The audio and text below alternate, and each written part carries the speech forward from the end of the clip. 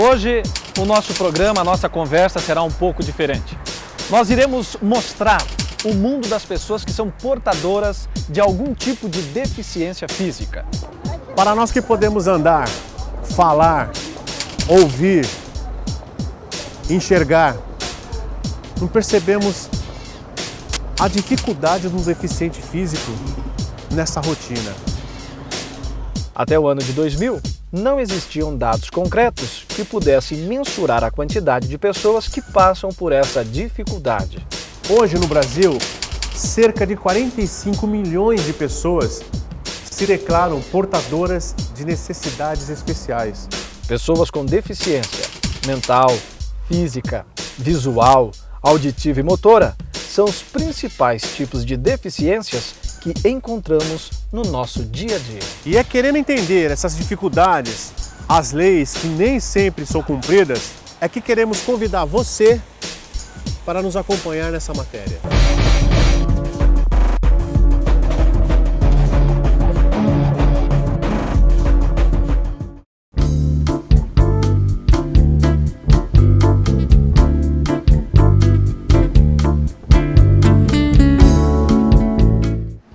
Olá, eu sou a doutora Elsta e estamos aqui no quadro Nutrição é Vida para falar um pouquinho sobre a saúde do intestino. Você sabia que a parede do intestino é onde absorvemos os nutrientes da alimentação e que a deficiência de fibras pode estar causando problemas nessa absorção? Por isso, é importante você consumir diariamente frutas e verduras. A parede do intestino, quando não tem esses nutrientes, as fibras das frutas e das verduras, ela pode estar causando buracos nessa parede, causando a absorção de toxinas que não deveriam ser absorvidas pelo organismo. Então, para ter uma saúde do intestino boa, você precisa estar consumindo fibras diariamente. A recomendação é de 25 gramas ao dia. Essa é a dica do Nutrição e Vida. Até o nosso próximo encontro.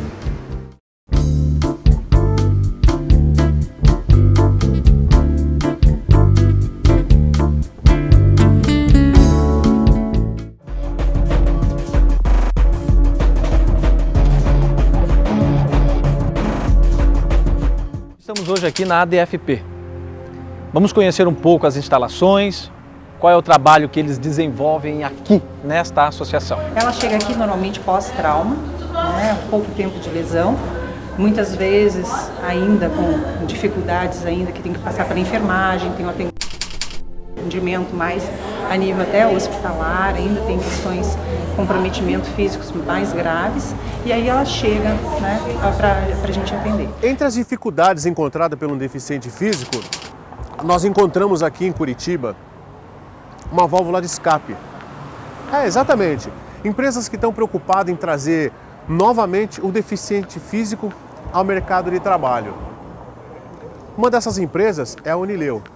Aqui, ó, uma porta aberta para a diversidade. Vamos entrar aqui na Unileu e vamos ver como é que funciona essa instituição. Na realidade, ela nasceu em 2005 por uma iniciativa de empresas de Curitiba que, preocupados com a questão da inclusão e da sua incapacidade de cumprir essa lei, montaram juntas uma instituição social que tem como foco desenvolver a empregabilidade da pessoa com deficiência, ao mesmo tempo em que ela tem como missão fazer o preparo das empresas para a inclusão. Tá. Quem que passa pelo processo? Depende da necessidade da pessoa. Quando passa pelo serviço social e pela psicologia, elas fazem um levantamento das necessidades. Se precisa de um acompanhamento mais psicológico, se precisa do atendimento da psicologia, se precisa, às vezes a pessoa tem resistência para o trabalho da psicologia, então vir trabalhar o emocional pela musicoterapia, que é mais acessível para a pessoa. Às vezes o trabalho em grupo, os trabalhos não são só individuais, eles são em grupos também. Então onde vai trabalhar justamente a relação, a troca de vivências, de experiências. Aí o próprio grupo se fortalece, vão contando um pouco o que vivenciam, quais são as dificuldades, ou o que eles não aceitam, Então o próprio grupo vai dando uma estrutura para eles irem, porque eles estão vivendo coisas semelhantes, Então eu passo nesse momento simplesmente uma facilitadora desse processo. Ótimo. O salário de um deficiente para uma pessoa que não tem a deficiência é o mesmo ou não? É o mesmo. Ele é É o mesmo. O que ocorre dentro das organizações é que muitas vezes, isso ainda não é uma questão científica comprovada, mas ocorre que a pessoa com deficiência cresce menos, é menos promovida. Então ela até entra nas funções ganhando a mesma coisa que os demais, mas ainda há um pensamento de que essa pessoa ela fica naquela função primeira.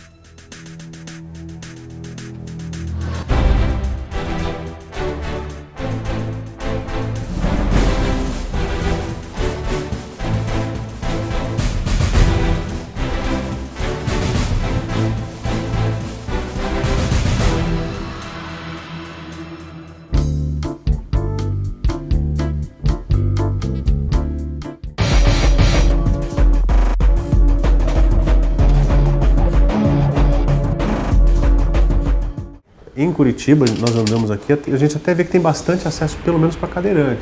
Tem.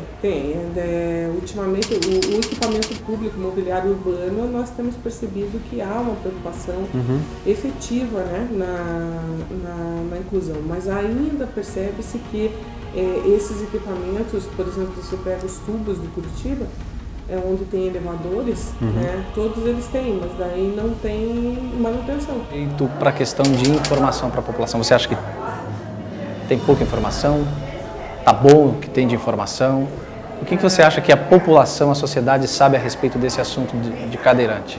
Eu acho que, como tudo, a informação precisa estar constantemente na mídia. Assim como a gente trabalhar com as crianças, que hoje em dia é o foco de toda a educação, né, de tudo que tu queres, que realmente chegue lá, sejam adultos conscientes, tu trabalha desde criança. Certo. Então, um trabalho que precisa ser feito nas escolas. Por mais que hoje a gente tenha a inclusão, né, e que nós aqui, enquanto equipe, que trabalhamos com a pessoa com deficiência, questionamos a inclusão que a gente tem hoje, uma inclusão que muitas vezes a gente não consegue, a escola realmente adaptada, que tem que trocar de escola porque não tem profissionais que estão preparados, qualificados para trabalhar, né, com a clientela, ou que não se disponibilizam muitas vezes realmente de fazer uma alteração física na escola. Então a gente ainda lida com isso. Você não acha que o governo, o federal, ele faz meio que vistas grossas para esse tipo de problema? Eu acho que falta fiscalização, porque lei existe. Inclusive, a lei de lei nós somos referência. Tem a lei da acessibilidade, onde não só o cadeirante,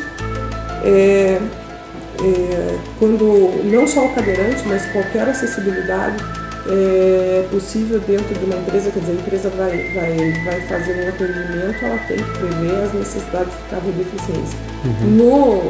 Na própria escola, né, para fazer uma educação efetivamente inclusiva, falta de lei não existe no Brasil. Inclusive, a regulamentação aqui é uma referência mundial. O problema é que aqui as pessoas têm uma menor preocupação no cumprimento da lei e na fiscalização. Na sua experiência, como você tem percebido que os cadeirantes, eles dizem assim, eu gosto e gostaria e preciso ou desejo ser tratado desta forma? Aí a gente está falando de individualidade. De individualidade. Tem questões que são gerais, né? Normalmente eles não gostam que você pegue na cadeira, né? Porque é uma questão que é pessoal, que passa a fazer parte, né? Não é o corpo deles, mas está integrada. Olha que interessante essa informação. Eles não gostam... Não, que você toque, que você empurre, porque é a mesma coisa que eu chegar e fazer isso. Chega um pouquinho para lá. Você não chega assim nas pessoas. Verdade, isso mesmo. Então você também não vai chegar. Olha só. Tocando só um pouquinho, licença, né? Empurrando a cadeira, ou até mesmo quando vai se ajudar, né? Tem que sempre se perguntar como pessoa, né? Como que você quer ser ajudado. Muitas vezes a gente até vê no mercado, né, que é mais visível, porque nós não frequentamos empresas todos os dias, né? Mas como você está no mercado, então em grandes redes de mercado, você vê lá, existem vários deficientes que foram empregados. Muitas vezes a gente até olha e fala assim, nossa, como o dono do mercado é bonzinho, né? Mas na verdade ele está cumprindo uma lei que muita gente nem conhece, desconhece na verdade. Exatamente. A pessoa, ela vê o deficiente trabalhando ali e acha na cabeça dela que aquilo ali é uma bondade isso do proprietário. Tem um grande problema porque há bem pouco tempo atrás ainda existem empresas de comércio, do varejo, que ainda acham que empregar uma pessoa com deficiência que vai ter relacionamento direto com o cliente ainda é uma desvantagem. Que o cliente pode ficar incomodado com a presença da deficiência no atendimento. Sério? Mas tem alguns supermercados que investiram fortemente nisso, pagaram para ver, né? Pagaram para ver se isso realmente e resolveu ser um atrativo de responsabilidade social muitas vezes, onde que eles percebem que a pessoa com deficiência é valorizada, então eles acabam agregando valor à marca. Então as empresas não percebem que os consumidores em potencial, eles ligam bastante, eles têm uma identidade muito grande com empresas que são socialmente responsáveis, entre elas a inclusão. Então precisa ter informação para as pessoas ficarem mais familiarizadas. Certo. Tá? Então terem a consciência de que quando um cadeirante entra no ônibus, ele não tem que pedir licença para pedir a vaga dele. Tá aí, bingo. Então a pessoa chega, quer dizer, ela tem que se submeter, né? E ela se sente muitas vezes, né? Estranha, né? Vem vários sentimentos por ter que, né? Até mesmo humilhada, eu tenho que pedir licença, a pessoa não se toca, né? Que eu preciso daquele lugar. Eu sou vamos supor que eu seja um deficiente. Eu estou em casa, estou assistindo matéria, estou assistindo a entrevista e tal. Vocês têm um site que aqui é unileu.org.br, né? www.unileu.org.br. Eu entro ali e tal, como é que eu faço para ser beneficiado com a Unileu? Na verdade, nós fazemos o atendimento presencial, então é para ligar para a Unileu, marcar um horário para vir aqui. A partir do mapeamento profissional, socioprofissional, nós vamos encaminhar as pessoas interessadas nos diversos programas que a gente tem aqui. Então, marca um horário, o nosso pessoal da recepção de pessoas com deficiência do serviço de atendimento à pessoa com deficiência faz o atendimento e escolhe em conjunto com a pessoa quais são as ações que a Unileu oferece que é de interesse para ele, né? Muitas vezes a família vem junto para saber mais informações, mas é um trabalho totalmente gratuito, né? E ele vem bem focado na questão do desenvolvimento da empregabilidade para o mercado de trabalho.